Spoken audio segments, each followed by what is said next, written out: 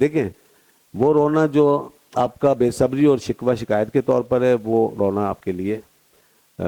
وہ کوئی آپ کے لیے آزادی یا نجات نہیں، بلکہ آپ کے لیے عین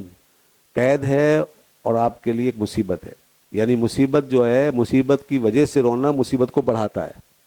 بے صبری کی وجہ سے رونا بے صبری کو بڑھاتا ہے، شکایت کی وجہ سے رونا شکایت کو اور بڑھاتا ہے، یہ کم نہیں کرتا۔ حضرت مولانا رومی کا ایک بیان کردہ واقعہ ہے، مثال و تمثیل کے طور پہ کہیں بیان فرمایا، بہت پیاری بات فرمائی کہ کسی نے پرندہ تھا بولنے والا، وہ پکڑ لیا، طوطا یا مینا یا ایسا کچھ، وہ اس کو پکڑ لیا اور وہ بولتا تھا چونکہ، تو وہ پھر بند ہو گیا تو بولنے لگا، خوب اچھی اچھی آوازیں نکالنے لگا، خوب بولتا تھا وہ، تو گھر والے سارے خوش ہوتے تھے، سب خوش ہوتے تھے اور اس کو پھر رکھتے تھے بڑی حفاظت سے، اتنی اچھی آوازیں نکال رہا ہے ماشاءاللہ۔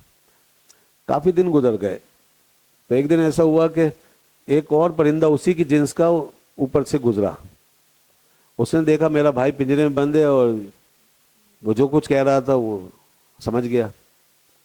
وہ نیچے اترا، اس کے پنجرے پہ آ کے بیٹھا اور اس سے کوئی سرگوشی کی اس نے،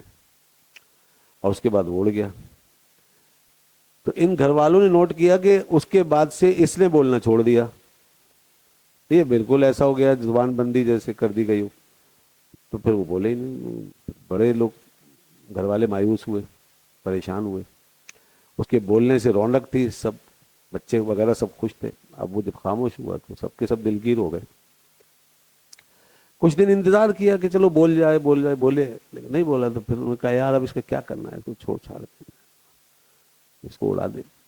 بیکار ہے، خامہ خواہ پکڑ کے رکھا، پنجرا کھولا اڑا دیا۔ جیسے نکلا اوپر چھت پہ جا کے بیٹھا، وہاں سے پھر اس نے بولنا شروع کر دیا۔ اب ان گھر والوں نے اس سے پوچھا، اب چونکہ تمثیل ہے نا یہ بات سمجھانے کے لیے اور بڑی پرفیکٹ بات ہے، گھر والوں نے اس سے پوچھا بھائی تم پنجرے میں تو خاموش ہو گئے تھے جب وہ پرندہ تمہارے پاس آیا تھا اس کے بعد سے، اور اب جب ہم نے تمہیں چھوڑا ہے تو تم پھر چہچہانے لگے، تو یہ کیا ماجرا ہے؟ اس نے کہا یہی تو راز ہے جو میں نہیں جانتا تھا، میرے بھائی نے مجھے آگے سمجھایا، وہ میں بولتا نہیں تھا، میں روتا تھا، فریادیں کرتا تھا، چیخو پکار کرتا تھا، میں پھنس گیا مجھے بچاؤ، میں پھنس گیا مجھے بچاؤ، کیونکہ تم نے مجھے قید کر رکھا، اور تم لوگوں کی سمجھ میں نہیں آتا تھا، تم سمجھتے تھے کہ میں آوازیں نکال رہا ہوں، میں تمہیں خوش کر رہا ہوں، تو میں تو اپنا غم لے کے بیٹھا ہوا تھا، اپنی فریادیں کر رہا تھا، تو میرا بھائی اوپر سے گزرا، اس نے مجھ سے کہا بھائی تو بھی نہیں سمجھ رہا اس بات کو کہ تو جتنا یہ چیخ و پکار کر رہا ہے اتنا ہی یہ تیری قید میں اضافہ ہو رہا ہے، اسی لیے تو پھنسا ہوا ہے، یہ گھر والے تو اس سے اس لیے مانوس ہیں، یہ رونا دھونا چھوڑ دے، صبر کر، پھر دیکھ کیا ہوتا ہے۔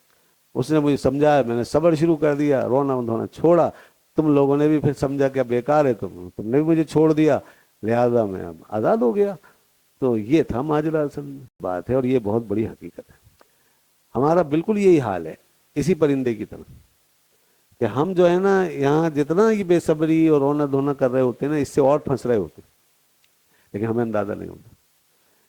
اچھا، پھر آسمانوں سے جیسے وہ پرندہ آیا تھا، ایسی آسمانوں سے ہدایت آئی ہے ہمارے لیے قرآن و حدیث کی صورت میں،